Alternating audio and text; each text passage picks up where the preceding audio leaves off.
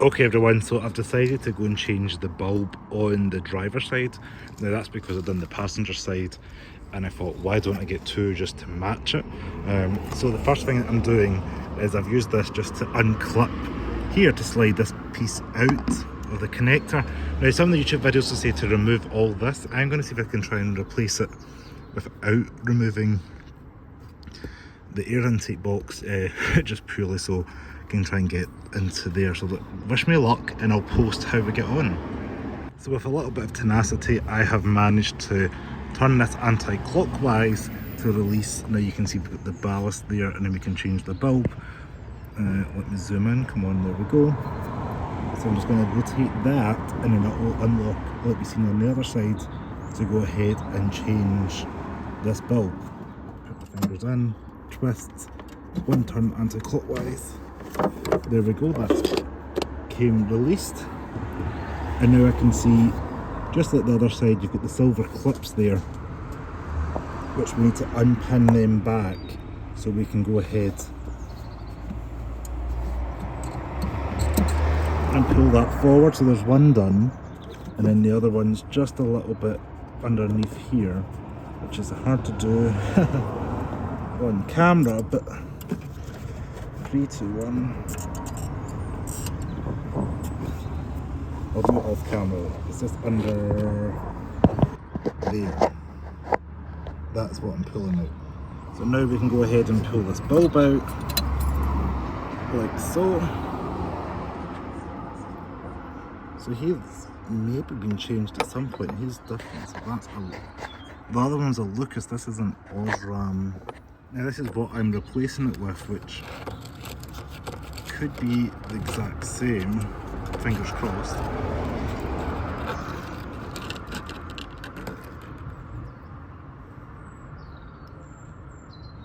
Yeah, it is 6640 35W D4S.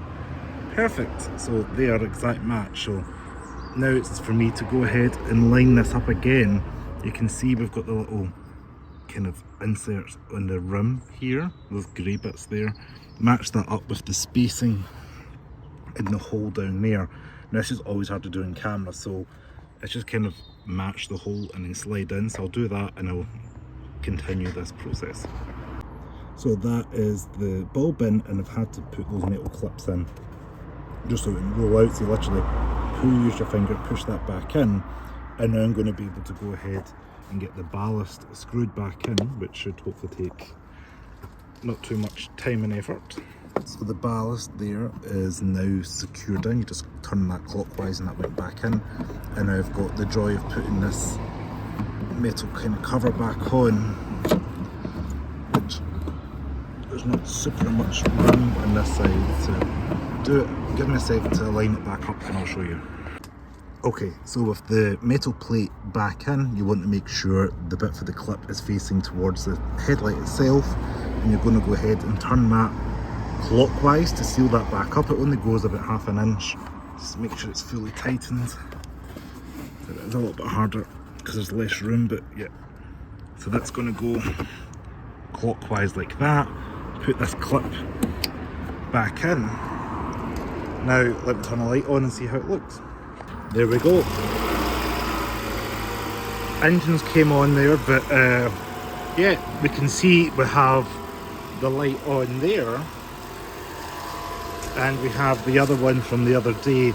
So the weather is my biggest pet peeve right now, doing this in March in Scotland. But yeah, one's done and this one's done with only really a screwdriver just to initially get that clip off because it's a bit hard. But yeah, overall pretty happy with the results. Comment below if you found this video useful, and thank you for watching. And for anybody curious, you can pause this here. That is the bulb that I have used on this Lexus IS.